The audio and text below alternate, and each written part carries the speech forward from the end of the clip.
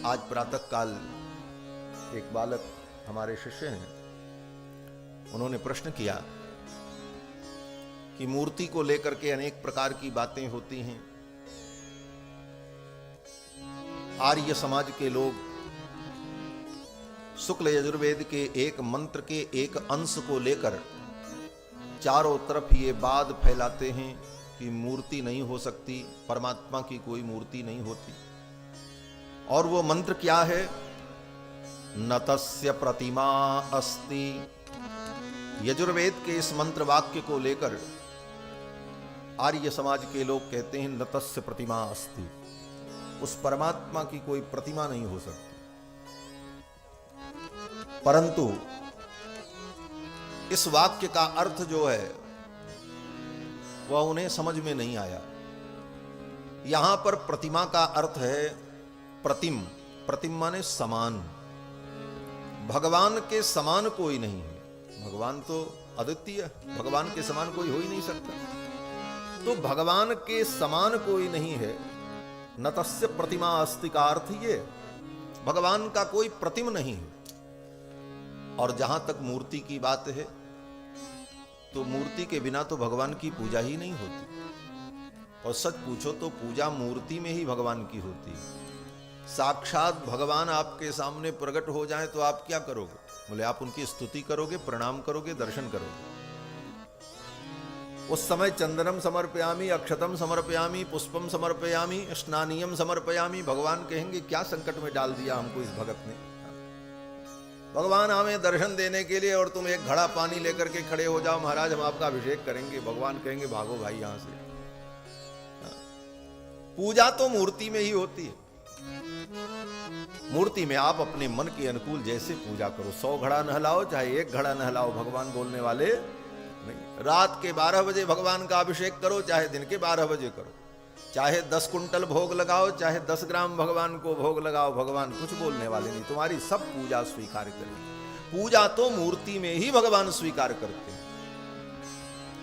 और जब श्रद्धा भाव से हम मूर्ति में भगवान की पूजा करते हैं तो मूर्ति से ही भगवान का प्रादुर्भाव होता है। प्रादुर्भाव का मतलब मूर्ति के माध्यम से ही हम भगवान को अनुभव कर पाते हैं। और कथा भी कह रही है भगवान किसके पुत्र बने? बोले मूर्ति के पुत्र बने। मूर्ति के गर्भ से भगवान का प्रादुर्भाव है। और पत्नी किसकी है? बोले धर्म की। धर्म पूर्वक धर्म का आचरण करते हुए जब मूर्ति की उपासना करोगे तो उसी मूर्ति के गर्भ से ही तुम्हें भगवान का साक्षात्कार होगा। यह इस कथा का सार है। इसीलिए सनातन धर्म में अनादिकाल से मूर्ति पूजा चल रही है। यहां तक कि छोटी से छोटी पूजा हो उसमें भी अब रोज मूर्ति कहां लावें? 2 घंटे का अनुष्ठान है सत्यनारायण भगवान की कथा। बोले अब देवताओं के पूजन के लिए मूर्ति कहां बनावें? और पूजा तो मूर्ति में ही होगी। तो शास्त्र कहता है सुपाड़ी के गणेश जी बना लो और गोबर की गौरी बना लो, बन गई मूर्ति। और उसी मूर्ति में भावना करके आवाहन करके गौरी गणेश की पूजा कर लो। नवरात्रि में देवी की पूजा करनी है, बोले कहां करें? बोले जो कलश है उसी कलश में मूर्ति की प्रतिष्ठा कर लो। वो कलश ही उनकी मूर्ति बन गई। और उसी मूर्ति का पूजन, इसीलिए नवरात्रि में कलश स्थापन करते हैं, पूजन करते हैं। तो पूजन सदा मूर्ति में ही होता है। और मूर्ति ही उस अमूर्त परमात्मा का साक्षात्कार कराती है। आगे कथा आती है कि मनु जी महाराज की बेटी प्रसूति की जो सबसे छोटी कन्या सती, उनका विवाह भगवान शंकर के साथ हुआ।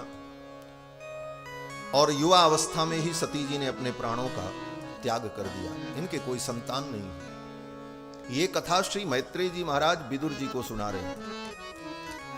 तो विदुर जी ने पूछा कि सती ने अपने प्राणों का त्याग क्यों कर दिया? और हमने सुना है भगवान शंकर दक्ष प्रजापति के जामाता हैं। और ये ससुर दमाद में आपस में द्वेष क्यों हुआ? ये कथा आप कृपा करके सुनाओ। तो विदुर जी महाराज के पूछने पर यह कथा श्री मैत्रेय जी महाराज सुना रहे हैं। कहां पर? बोले हरिद्वार में गंगा के तट पर यह संवाद चल रहा। नैमिषारण्य में गोमती नदी के तट पर सूत और शौनकादि मुनियों का संवाद, गंगा के तट पर सुखदेव भगवान और राजा परीक्षित का संवाद, और हरिद्वार में गंगा के तट पर श्री विदुर और मैत्रेय का संवाद। श्री विदुर जी महाराज ने मैत्रेय जी से जब पूछा तो मैत्रेय जी कथा का वर्णन करते हैं और कहते हैं कि दक्ष प्रजापति जब प्रजापतियों के अध्यक्ष बन गए तो इनको अभिमान आ गया।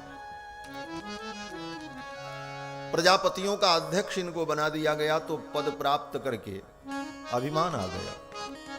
गोस्वामी तुलसीदास जी महाराज वर्णन करते हैं कि कोई भी व्यक्ति हो, पद और प्रतिष्ठा पाने पर अभिमान आ ही जाता है।